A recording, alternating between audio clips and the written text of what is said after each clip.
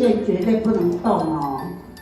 但是沙子是要么只能拿出来，不能再加或加回去，除非你要放进去的东西是站不好，要站不住，这样懂了吗？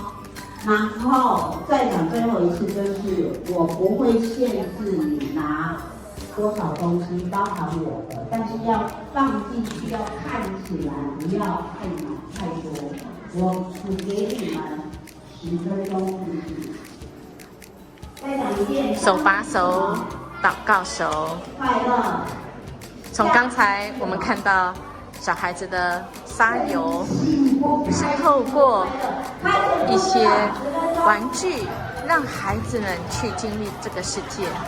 亲爱的大家，在圣经当中，用这个天地是他所创造的。耶和华，你是王，你是真正的王，不是一个游戏而已。你以这个大自然，你以威严为衣穿上。耶和华以能力为衣，以能力来束腰。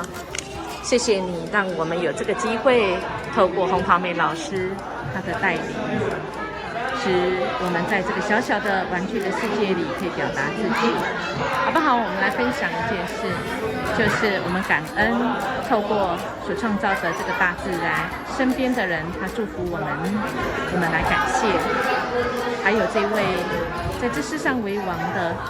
他怎么样启示人，来带领人，带导的事情，我们怎么样子来适当的表达我们对这世界上帝所创造的世界的感恩以及带导，好不好？我们来家庭也分享一件事，就是我们在小时候，我们特别对什么游戏最能够表达我们自己内心的世界呢？